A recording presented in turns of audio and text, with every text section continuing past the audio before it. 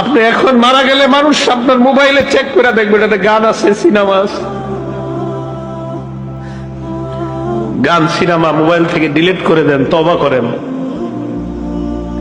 পৃথিবী সাক্ষী হয়ে যাবে যে ছেলেটা মারা গেছে, ওর মোবাইল তো সিনেমা আছে, ওর মোবাইলে নাটক আছে, মানুষ সাক্ষী হয়ে যাবে আপনার গুনাহের। মোবাইল থেকে আপনি গান ডিলিট করে দেন, নাটক ডিলিট করে দেন।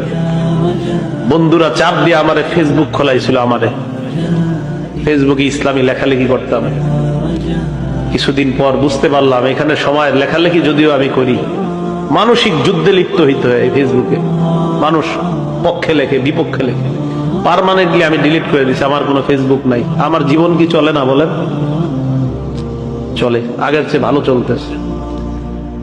আমি যুবক ভাই যারা আছেন, যাদের মোবাইলে গান আছে, আপনি একবার ভাবেন, আপনি মারা যাওয়ার পর আপনার মোবাইল তো আপনার অন্যরা চেক করবে, যারা আপনার খুব ভালো জানে, চেক করে দেখবে ওখানে গান, সিনেমা, নাটক, এমন অশ্লীল কিছু আছে কল্পনাও করতে পারবে না। ছি ছি, ওর মোবাইলে এগুলো,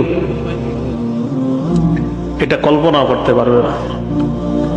আবু ওয়াইল মাথাটা নিচের দিকে দিয়ে বলে যে গান অন্তরে মুনাফিকি সৃষ্টি করে, গান নেফাক সৃষ্টি করে।